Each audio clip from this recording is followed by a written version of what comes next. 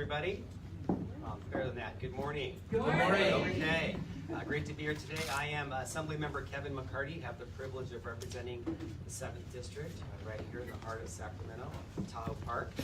Certainly I'm excited to be here today to talk about early education. Frankly, the issue we should be spending more of our resources and energy in California. And first of all, I want to thank the Hiram Johnson Family Education Center for welcoming us here today. Right behind us, they have dozens of infants and toddlers and preschoolers learning the basics, getting ready for elementary school. And we're here today to validate their work right next door, working with our youngest learners, and also push for increased California investment in early childhood education. Nothing is more important in California than making sure our 3- and 4-year-olds are prepared for kindergarten and in life. Yesterday at the state capitol, we introduced the 2019 Preschool for All legislative package. And we're very hopeful that 2019 is the year that California finally fulfills the pre-K for all promise. This is not a Democrat issue or a Republican issue, not a partisan issue at all. We have red states like Georgia, Florida, Oklahoma stepping up as universal preschool, pre-K for all states. So California surely can join as well. I have the privilege of chairing the budget committee overseeing education funding from early education to K-12 schools to higher education. And of course, we have hearings all the time on the issues of the day. And in the last session, legislative session, we had a panelist on our early education hearing who asked me a profound question that lingers with me today. She said, when are we, California, going to get serious about addressing income inequality, intergenerational poverty, the appalling high school dropout rate, and even the cruel path to incarceration? She asked, if we're to do that, we must get serious about fully funding early childhood education and make pre-K for all a reality. She was right a year and a half ago, and she's right today, and that's why we're pushing this forward, pushing this issue forward in 2019. Unfortunately, thousands of California kids enter kindergarten behind, and they never catch up, and it has great impacts later in life, which we'll hear about. We know that overwhelming research talks about early brain development and how early childhood education is pivotal to success in school and later prospects in life. So our package yesterday is very simple. We want to make sure that California fulfills the commitment of pre-K for all. It's the targeted universal access program, which builds upon our existing state preschool program. We're not reinventing the wheel. We have 175,000 low-income 3- and 4-year-olds that currently go to state preschool, like the one right here at Hiram Johnson, with about $1.2 billion in state investment. But there are thousands of California kids who are left behind.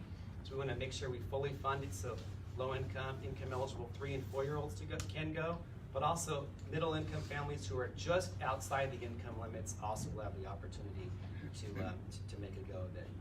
By coincidence, we introduced this bill yesterday, and they gave us a number, just a random number, and the number was AB 123.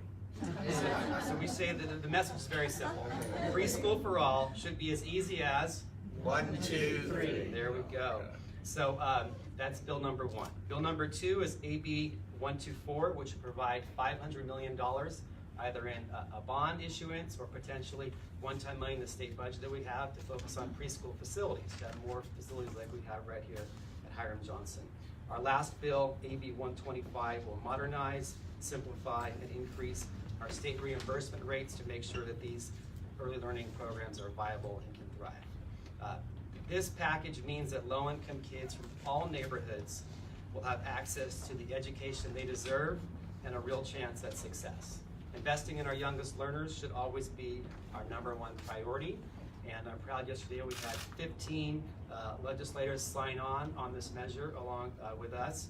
We already have a robust and broad support group, including California Federation of Teachers, Early Age California, KDANGO, the Advancement Project, Fight Crime Investing Kids, and the LA Chamber of Commerce.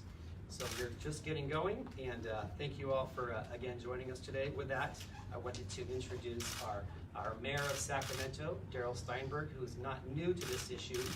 The bill that we introduced yesterday, 123, frankly builds upon his effort at this in 2013. Mayor Steinberg? Thank you. Thank you, Assemblymember McCarty. Thank you, Kevin, for more than taking the mantle and running with it, for continuing to elevate the issue of early childhood education. Your bill and your approach, in my view, having worked on these sets of issues, is really a smart one. It's aggressive appropriately to ensure that all lower to middle income 4-year-olds and 3-year-olds have access to preschool. And I know it's a little bit in the weeds, but I think it is important.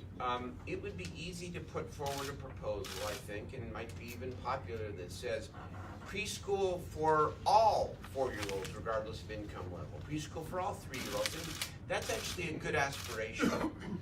But a veteran legislator, of which he is now, apparently, right, recognizes that you have to be smart and strategic. And so when Governor-elect Newsom and the budget committees and the appropriation committees look at this package, they're going to say that he went about this, Kevin McCarty, in a smart way. He balanced an aggressive approach with making sure we do something that is more affordable than not here. And so I just wanted to point out that nuance, because it's easy to just put out, do everything for everybody all at once. Well, this is aggressive, but I believe that this will be signed into law ultimately in one form or another, because it is also doable. Finally, in Sacramento, as you know, we just passed our own ballot measure, Measure U. And our goal and effort is to build an inclusive economy in Sacramento, to grow a high-wage job space and connect that growth to the neighborhoods. Well, you know where it all starts? It all starts with early childhood education. Because the more we have to spend on remediation, the less effective we're going to be. The more we spend on investing in our youngest children and making sure that they have a chance from the very, very beginning, the more successful we will be in building this inclusive city that we all seek. So thank you, Kevin. It's good to work with you, and thank you for continuing the work that I was a small part of back when I was in the legislature. Thank you, sir. Thank you, Mayor.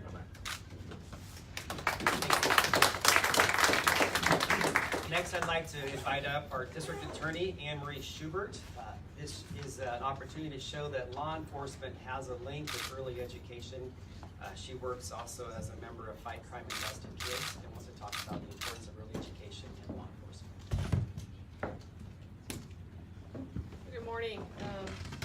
When I think about this proposal, it's easy to talk about it from a perspective of being a prosecutor, but it's almost easier to talk about it from the perspective of being in law. 10 years before Nelson Mandela died at the age of, he died at 95, but when he was 85, he gave a speech to a university, and he said something that I think is really powerful, which is education is the most powerful weapon you can use to change the world. And when you think about education for our most vulnerable in our communities, it really is the weapon of change. So I'm here not just as a mom and a prosecutor, but I'm a proud member, and will always be a proud member of this organization called Fight Crime, Invest in Kids. It's an organization of law enforcement, prosecutors, police officers. That's a research-based organization that demonstrates, study after study, that if we invest in children, we're going to prevent crime, we're going to enhance people's lives, and we're going to make our communities safer. So some people might say, why is the DA up here? That's their job, is to put people in jail. But really, our job is to make us safer, make our communities healthier. And if there's a day when I can be out of work, it's a good day. And so we can be out of work someday, perhaps, if we invest in kids. And that's through early education. It's not just my years, which is now becoming almost 30 years of experience, but it's research. It's study after study after study that says if we can invest in our youngest children, we can do what I often call narrowing that opportunity gap that we have in our communities. I can cite a lot of studies that support it. You can go to Fight Crime, Invest in Kids, and you can look at those studies. But the studies simply confirm the reality that we live every day on the streets of Sacramento. The truth is that if you look at individuals, if you read probation reports every day in our courtrooms across California, the most common factor you will see is that they have dropped out of school or they have been chronically absent from school. I was shocked 10 years ago to learn that 85% of our prison population is comprised of individuals who were chronically truant or dropped out of school. I'm not shocked anymore. But I also recognize that we as a community, we as law enforcement, we as human beings owe it to our children to invest in them at early ages. There's no question that the research shows that if we invest in kids, those children will have a better life, they will have a healthier life, they will have greater opportunities. We will not only save money, because we all know the cost of incarceration, but we're going to save lives as well. That's why there is no question that every time, if there needs to be another time, that Assemblyman McCarty introduces legislation similar to this, I will stand with him every time. I'm going to say it one more time. Education is the most powerful weapon we have to change the world. And that's why these children deserve to have this bill passed, to have the opportunities that everyone has in our community, so that they can have a healthier, happier life, and that we can, at the end of the day, all be safer and have leave a healthier community. So thank you for introducing this legislation. Thank you, Anne Marie. I just want to make one correction, that this hopefully is the last time. I know, we'll I want it to be too. This is it. Next, I want to introduce our council member for this area of Sacramento, Eric Guerra, who represents Tahoe Park, where we're at today, as well as District 6. But in addition, Eric has spent the better part of the summer and fall on an engagement and listening tour, talking to family members, community members, community organizations about early learning and some of the challenges families face right here in Sacramento. Eric? Thank you very much, Assembly Member. First, I'd like to thank you, but more importantly, also I'd like to thank all the educators that are here helping our kids. Let's give them a big round of applause, because they are truly changing lives. And as the Assembly Member mentioned, we've spent the last year working with a coalition of folks who are interested in early childhood education and listening to not only the providers, to the parents, and to other folks about what the need is. And how fitting that the bill number is AB 123, because the numbers don't lie. The numbers don't lie. Kids who are not in early child education are entering kindergarten and falling behind. And it's no wonder why our Library Foundation recently found out that our kids are not reading at grade level when they're in 3rd grade. It's no wonder why our kids aren't advancing in math.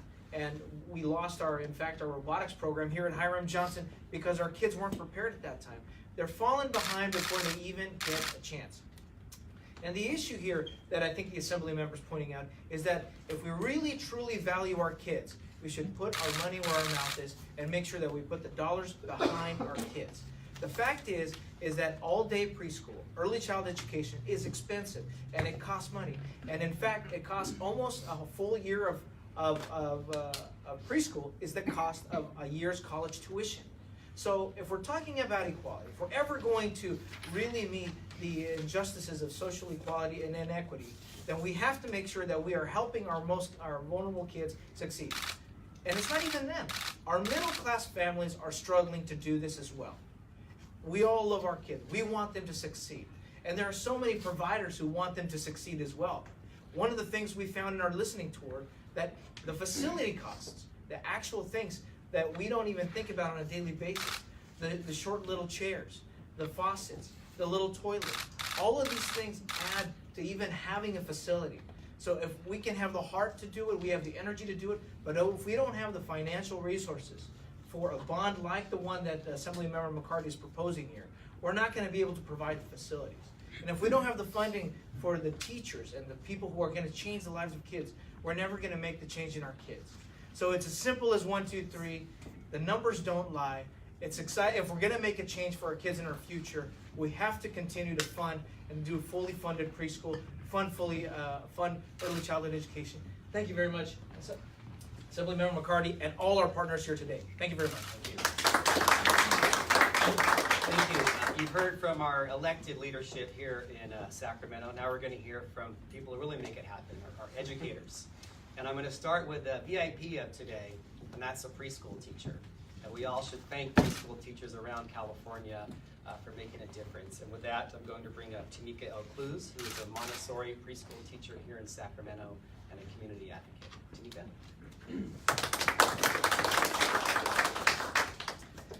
Yes, as Kevin said, I am a preschool teacher here in Sacramento. I've been teaching about 15 years, so I have little ones in college now. My children in my classroom, they're your children, but they're also ours too. We cry for them, we hope for them, we dream for them. And having quality early childhood education programs is a must for every community. It's a need for every community. I work in a community where we have those resources, where the families and the children have programs, good quality programs that they can choose from. I've also worked in communities that don't have those options. Every year, I get to see the amazing growth that 3- and 4-year-olds make. And by age 5, much of their cognitive and behavioral foundation has already been built, has already been laid. So this is an opportunity for leaders like Kevin and Daryl and Eric and everyone else to say, you know what, we value that foundational period. We value our children. And like I said, we need to see this value in every community. So it's time to put our smallest citizens first. Preschool is key in preparing them for the larger world, for preparing them to be contributing and successful citizens. Shouldn't we start that as soon as possible? It's time for us to show that we too value those formative years. We value that absorbent mind they have before 5. And that we're gonna set them up for lifelong learning and long-term success, not just academically, but socially and emotionally. So I thank you, Kevin, and leaders for this bill. I look forward to supporting it and rallying all our teachers and just being ready for this step in California for our kids. It's time. So, thank you. Thank you, Tamika. Next, I'd like to invite up our Superintendent of Education for the County of Sacramento, who's been leading this from a regional perspective on early education for a number of years, and that's Dave Gordon. Dave?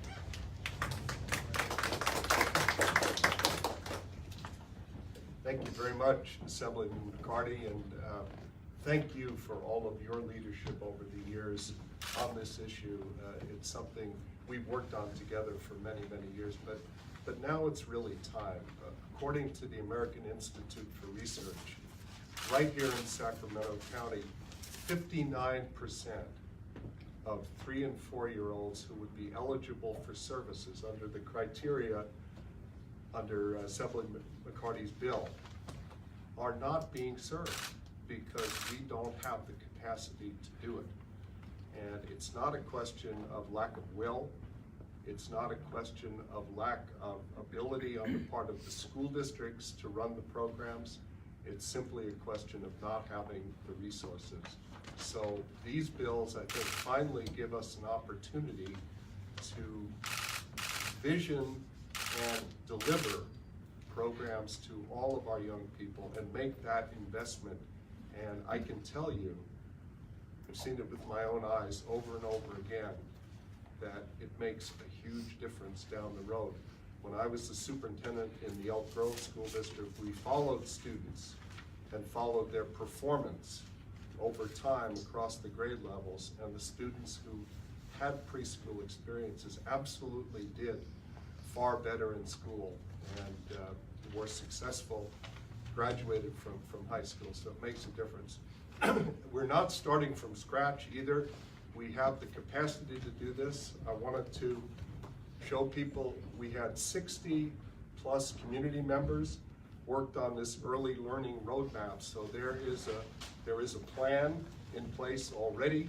We can deliver on this if we can get the resources from the state, and we're very, very excited to work on this as soon as 1, 2, 3.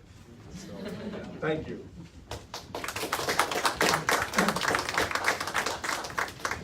Finally, I wanted to invite up the leader of the Sacramento City Unified School District, where this facility is housed, of course.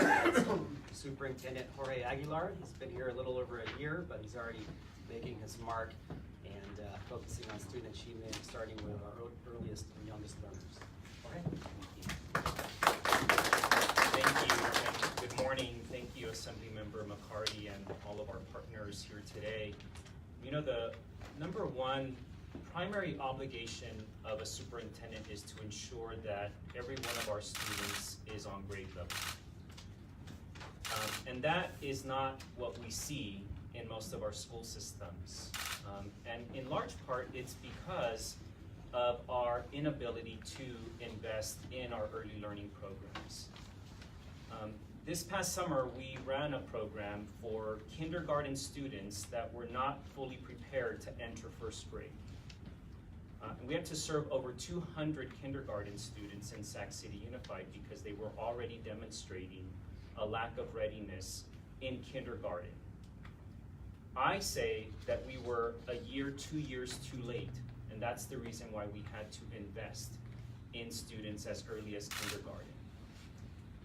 And to be clear, I know that we pay more attention to, on sort of the back end, what our graduation rates are. Our graduation rates are a manifestation of what happens much earlier in a student's career. We know that we pay attention to third grade readiness. The fact that third grade students who are not demonstrating readiness are more at risk of dropping out. So let's do the same for kindergarten readiness and pre-kindergarten readiness as well. Our district has not taken a position on this legislation, but certainly as an individual and as superintendent, I will say that we pay the price for not investing early on, and we need to start creating a better balance between paying attention to the needs of students on the back end, as well as paying attention to the students on the front end. So thank you, Assemblymember McCarty, for your advocacy, and to all of our partners as well. And let's continue to focus on this group of students. Thank you. Before we take questions, I want to thank some of our other partners that are joining us today. I wanted to thank, first of all, individuals, a preschool teacher who's taught many kids in the neighborhoods, and that's Becky Chavez over at the Tiny Tots program. Thank you, Becky. I wanted to recognize again former Assembly member and advocate with Fight Crime Invested Kids, Susan Bonilla. Thank you for joining us. Children Now, Josefina Ramirez. Thank you for your advocacy. Early Edge California, Patty Herrera. Thank you for being here. We have our first 5 Sacramento representatives, Erin Mori and Julie Galeo. Thank you for being here today. Couldn't make it today, but I wanted to recognize Ron Rapp from the California Federation of Teachers, who's a co-sponsor. And then lastly, our school board member-elect from this area, her name's Leticia Garcia. And she told me, well, that one, she supports this issue, and she's gonna work to get the Sac City Unified to endorse the legislation. So we're working on that. With that, certainly I'll open it up to any questions. Yes? Nadine Sabai from Capital Public Radio. So the state has a really great reputation for a lot of different things. Education is not one of them. We fall on the bottom in so many things. We don't have a modernized education system that connects early childhood education data with high school into college and into the workforce. And so with this bill, you already said that $1.2 billion is going towards investing in early childhood education. My question is about the accountability of the new money that will be added into this to ensure that the education being taught to these children in a state that isn't well known for teaching well, or at least having good education policy. What is your plan for that to ensure accountability? Well, I guess the big picture is, yes, California is a great leader in climate change and fighting gun violence and healthcare access. But in education, early education, we're behind. And it's frankly embarrassing that we have plenty of states around the nation, including red states, not a partisan issue, who have stepped up and realized if you want to focus on student achievement, you start by investing in our youngest learners.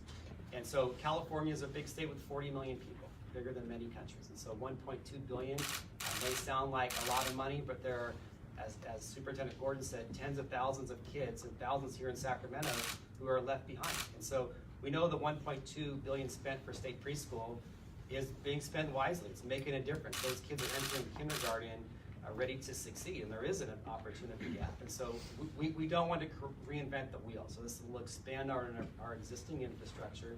But you do note something that I know that the governor-elect has talked about as well, is having data systems that are better at tracking and aligning our early learning programs all the way through high school.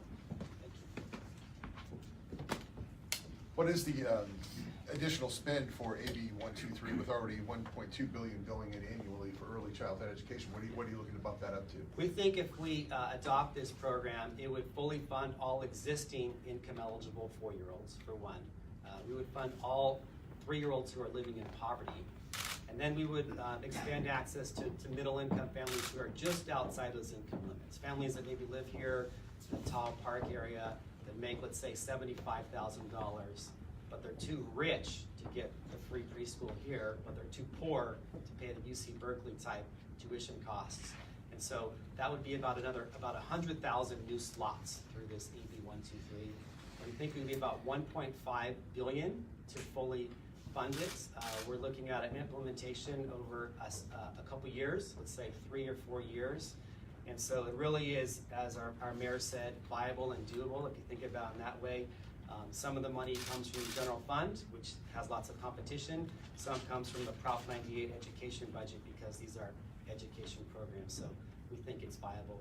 The facilities piece, the second bill, would be $500 million, because you can't just say, let's fund more slots and not have classrooms to make it a reality.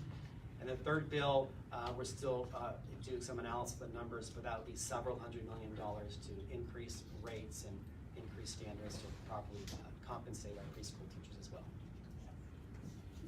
Yeah. And I think to the, if we're talking about the numbers from a local government standpoint, and if you can imagine throughout the state of California, one of the issues that was brought to us when we did the citywide listening tour is that parents, one of the parents may have to leave the workforce 3 to 4 years. And that could stall a career or regress a career. And this isn't just for folks who are in low income, this is in the middle income family and households. So if you're talking about issues of equity, if you're talking about economic mobility, the fact is there's an economic cost to the state when we're not providing full day preschool. So this is also an issue of what the mayor's approach has been with inclusive economic development, making sure that everybody in our city and everybody in our state is able to participate economically and also have our kids in high quality education and in a safe place. I would say that when I was in the legislature, of course, we were dealing with severe deficits. And now, fortunately, the state has significant surplus. And yes, the governor-elect and the legislature are going to have to be focused on where they invest those resources. There is no more important issue to invest in than early childhood education. Maybe co-equal with affordable housing and homelessness. But I mean, really, when you think about it and you think about the issues that the governor-elect has put forward for priorities, and you think about focused spending and focused investment, we have the money to do this, and we ought to do it. Just wanted to add one other thing. This is not like trying to just expand school programs. This is a mixed delivery system for these programs, so it's not dependent solely on the schools. So overcrowding in a school district is not an excuse not to do this, because we have the private sector, we have Head Start programs, and we can have a system to fund the appropriate providers and get this done if the resources are available, and it can be done. Yes. Yes, sir. Just curious what you think is going to be the biggest hurdle to push this legislation through. Certainly, like you said, there's going to be competition for ongoing expenses, and with education, there's also a push to increase funding in general. So. Sure. Well, we've tried this before in California. There was a ballot measure in 2006, which was universal, and that failed, and that, as the mayor said, would have been for everybody, and that just was several $1 billion. And so the approach we have this year, I think it's smart, it's targeted, it's what the nation is doing with this targeted universal. I'm actually leading a delegation leaving tonight to go to the East Coast with our superintendent of public instruction-elect, Tony Thurmond, to go look at sites in Boston, New York, and New Jersey that are doing this to see their best practices. And we think that the window has never been wider. Certainly the policy window, the report about our school system and our woes, the getting down to facts, the research, the groundbreaking research came out 2 months ago and said if we want to get ahead of this issue, the number one thing we ought to be doing is investing more in early education. We have a little bit of money in the budget. We do have a surplus, and so that provides an opportunity, not to go crazy, but we think having a reasonable plan before us. And I think, the reality is we have a governor-elect who's very into this issue. It's not a new issue on the campaign trail. When he was the mayor of San Francisco, he led San Francisco to become a universal preschool city. And on the campaign trail for governor, he talked about this front and center. So I think all those things combined make it a reality for 2019. And so there are challenges, there is a lot of competition, but I've never been more optimistic about this. I look at the math on this, 175 children on $1.2 billion, which I'm doing some quick math here, is about $6,800 a year per child. Mm-hmm. The 100,000 children that you're proposing now, $1.5 billion, that cost per child goes up quite a bit. Yes. What Yes, are in the reasons for existing that? program, it's as Dave Gordon mentioned, it's mixed delivery with private and public. Some is part day, some is full day. The part day programs, of course, are much less expensive.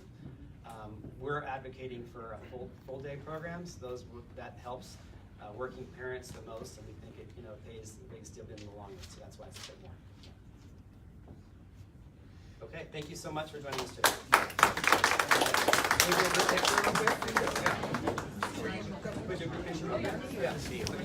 Yeah.